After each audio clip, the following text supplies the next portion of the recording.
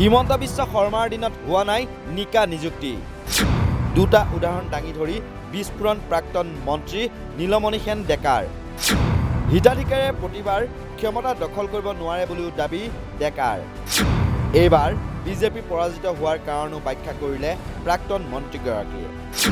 ভূপেন বৰাকো তীব্ৰ কটাক্ষ নীলমণি সেন ডেকাৰ হয় টিহু সমষ্টিৰ প্ৰাৰ্থিত্ব প্ৰত্যাশী প্ৰাক্তন মন্ত্ৰী নীলমণি সেন ডেকা বিভিন্ন বিষয়ত সৰব হৈ পৰা পৰিলক্ষিত হৈছে প্ৰথমতে বিজেপি চৰকাৰৰ হিতাধিকাৰী সন্দৰ্ভত তেওঁ সমালোচনা কৰি কয় যে ইতিহাসত লিখা নাই যে হিতাধিকাৰীয়ে প্ৰতিবাৰে ক্ষমতা দখল কৰিব নোৱাৰে বিজেপিয়ে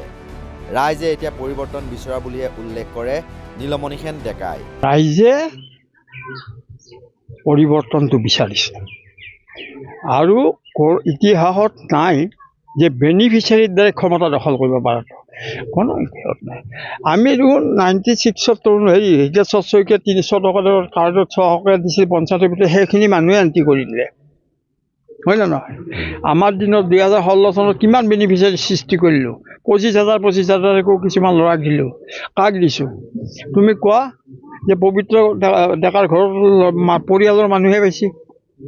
এই যে হেৰি পাইছে মই কথাটো কওঁতে তেওঁ ল'ৰাটোৱে 2 লাখ টকা বেছি ইপিনে প্ৰাক্তন মন্ত্ৰীগৰাকীয়ে মুখ্যমন্ত্ৰী হিমন্ত বিশ্ব শৰ্মাৰ দিনত নিকা নিযুক্তি হোৱা নাই বুলি কৈ গুৰুতৰ অভিযোগ উত্থাপন কৰি লগতে কয় যে নলবাৰীৰ গোবৰাদলৰ এজন অজ্ঞাত শিক্ষকে 10 লাখকৈ টকা লৈ প্ৰায় 20 জনক চাকৰি দিয়াৰ লগতে নাগাৰা সূৰ্য ৰামচৰণ ভৰালীৰ পুত্ৰই দুৰ্নীতিৰে চাকৰি দি জেলত যোৱা বুলি গুৰুতৰ অভিযোগ উত্থাপন কৰে নীলমণি সেন ডেকাই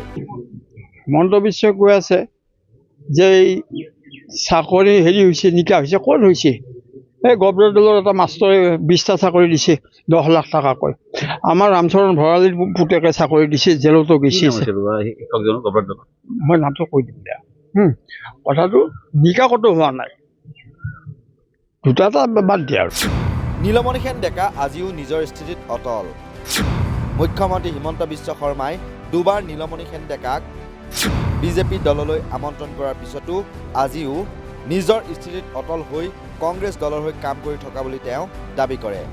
ডেকাৰ মতে এইবাৰ নিৰ্বাচনত বিজেপি পৰাস্ত হোৱাৰ অন্যতম কাৰণ হ'ব কংগ্ৰেছৰ মানুহেৰে ভৰি পৰিছে বিজেপিত কোন ভাল মানুহ আছে বিজেপিত কোনো জ্ঞানী গুণী মানুহ নাই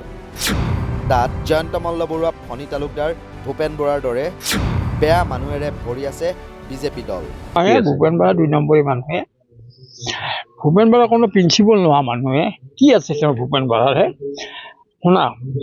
মোক নিলম্বন কৰিছে মই কংগ্ৰেছেদি কৈছোঁ মুখ্যমন্ত্ৰী মোক 2 দিন কৈছে মইতো যোৱা নাই আদৰ্শ আৰু ক্ষমতা লোভটো দুটা বেলেগ কথা সেইকাৰণে বিজেপি বেছি দিন নাথাকে এইবাৰ নিৰ্বাচনত বিজেপি হাৰিব বিজেপিত কোনে আছে কোৱাচোন ভাল মানুহ কোনটো মানুহ তুমি দেখুৱাই দিয়া ভূপেন বৰা আমাৰ জয়ন্তক কোৱা কোনটো ভাল মানুহ আছে ফণী তালুকদাৰক কোৱা কোনটো এটা মানুহ দিয়া যে গুণী জ্ঞানী মানুহ আছে কোৱা চন্দ্ৰবাবুৰ সমৰ্থক চন্দ্ৰবাবুৰ 30 বছৰ 30টা ৰাস্তা কৰিছে নেকি মই 10 বছৰত 110টা ৰাস্তা 20টা ৰাস্তা কৰি দিছোঁ শুনা টিকট পোৱা নোপোৱাটো ইলেকশ্যনত জয় পৰাজয়টো এটা সুকীয়া কথা মোক নিলম্বন কৰিছে মই কংগ্ৰেছেদি কৈছোঁ মুখ্যমন্ত্ৰী মোক 2 দিন কৈছে মইতো যোৱা নাই আদৰ্শ আৰু ক্ষমতা লোভটো দুটা বেলেগ কথা মন্ত্ৰী চন্দ্ৰমোহন পাটোৱাৰীয়ে মন্ত্ৰী হৈ 30 বছৰত 30টা ৰাস্তা কৰিব নোৱাৰিলে বুলিও কটাক্ষ কৰে প্ৰাক্তন মন্ত্ৰীগৰাকীয়ে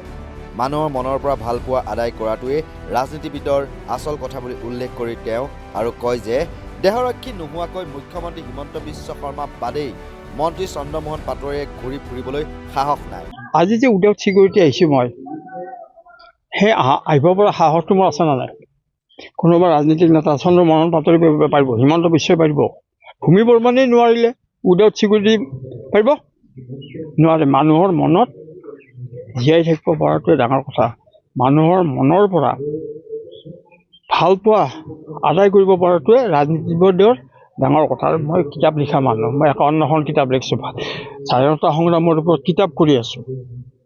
তেওঁ লগতে উল্লেখ কৰে যে মই কিন্তু অকলে আজিও ৰাইজৰ মাজত ঘূৰি ফুৰিছোঁ